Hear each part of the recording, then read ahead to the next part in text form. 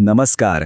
पालकांना अनेकदा एक अनुभव येतो जो खूप प्रेमळ असतो, पण खरं सांगायचं तर कधीकधी खूप थकवणाराही असतो. तो म्हणजे आपलं मूल आपली सावली बनून सतत आपल्या मागे मागे फिरत राहतं.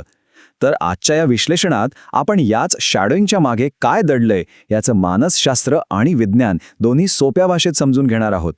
हा अनुभव खूप ओळखीचा वाटतोय नाही का? म्हणजे एका क्षणाचीही उसंत मिळत नाही. अगदी बाथरूममध्ये सुद्धा सतत कोणीतरी आपल्याला बिलगून आहे, हे तर अनेक पालकांच्या रोजच्या जगण्याचा एक अविभाज्य भाग बनून गेलंय. पण थांबा, यामागे एक खूप महत्वाचं आणि सकारात्मक कारण आहे. हे वर्तन कधीकधी आपल्याला खूप त्रासदायक वाटू शकतं.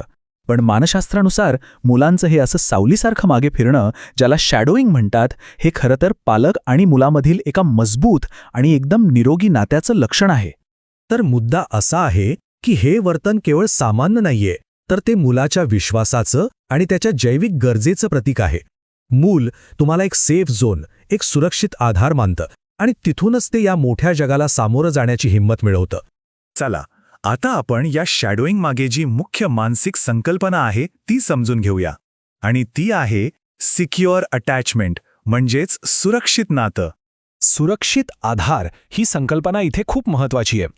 याचा सरळ अर्थ असा की पालक मुलासाठी ते एक सुरक्षित ठिकाण असतात, जिथे त्यांना भावनिक आणि शारीरिक आधार मिळतो.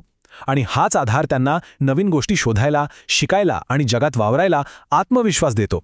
आणि हे वाक्य बघा, हे या संपूर्ण संकल्पनेचं सार सांगतं. मुलांचं असं चिकटून राहणं ही त्यांची काही चूक किंवा उणीव नाहीये. उलट हे एका घट्ट नात्याचं लक्षण आहे, जे त्यांच्या भविष्यातल्या नात्यांचा पाया मजबूत करतं. मुलं जशी त्यांच्या आजूबाजूच्या जगाचा शोध घेतात, त्यांना सतत ही खात्री हवी असते की त्यांचा सुरक्षित आधार म्हणजे त्यांचे पालक जवळच आहेत. म्हणूनच ते पुन्हा पुन्हा आपल्याकडे परत येतात, जणू काही भावनिकरित्या रिचार्ज व्हायला. ठीक आहे, आता आपण या वर्तनामागे असलेल्या काही खोल जैविक आणि विकासात्मक कारणांकडे वळूया. कारण हे फक्त मानसशास्त्र नाही, यामागे पक्क विज्ञान आहे. तर यामागे बरीच कारणे आहेत. एक तर सुरक्षेची एक आदिम भावना, भावनिक नियंत्रणासाठी पालकांवर अवलंबून राहणं, आणि मेंदूचा अपूर्ण विकास, या सगळ्याचा यात समावेश आहे. आणि एक इंटरेस्टिंग गोष्ट म्हणजे पालकांची उपस्थिती मुलाच्या शरीरातील कॉर्टिसॉल नावाच्या स्ट्रेस हॉर्मोनची पातळी कमी करण्यासाठी एका बायोलॉजिकल रिसेट बटनसारखं काम करते. पालक इथे एक दुहेरी भूमिका बजावत असतात. एकीकडे ते मुलाला जगाचा शोध घेण्यासाठी एक लॉन्चपॅड सारखं काम करतात, तर दुसरीकडे ते मुलासाठी त्यांच्या तीव्र भावना म्हणजे राग, दुःख, चिडचिड हे सगळं व्यक्त करण्यासाठी एक सुरक्षित जागा बनतात. म्हणूनच मुलं अनेकदा बाहेर एकदम शांत असतात आणि घरी आल्यावर मात्र खूप हट्ट करतात, कारण त्यांना माहीत असतं की इथे त्यांच्या भावनांना स्वीकारलं जाईल. बरं, शॅडोइंग ही एक सामान्य गोष्ट असली तरी काही विशिष्ट घटक या वर्तनाची तीव्रता तात्पुरती वाढवू शकतात. हे समजून घेतलं की पालकांनाही थोडी तयारी करायला मदत होते. मुलांच्या आयुष्यात जेव्हा मोठे बदल होतात, जसं की नवीन भावंडांचं येणं, आजारपण किंवा त्यांच्या रोजच्या रुटीनमध्ये काही बदल, तेव्हा त्यांची असुरक्षिततेची भावना वाढते. आणि मग अशा वेळी ते जास्त चिकटून राहतात, कारण त्यांना आपल्या आधाराची जास्त गरज असते. विशेष करून 9 ते 18 महिन्यांच्या वयात काय होतं माहितीये? मुलांमध्ये ऑब्जेक्ट पर्मनन्स नावाची एक गोष्ट विकसित होत असते. म्हणजे काय? तर एखादी वस्तू डोळ्यासमोर नसली तरी ती अस्तित्वात आहे हे समजणं. ही संकल्पना त्यांच्यात अजून पक्की झालेली नसते.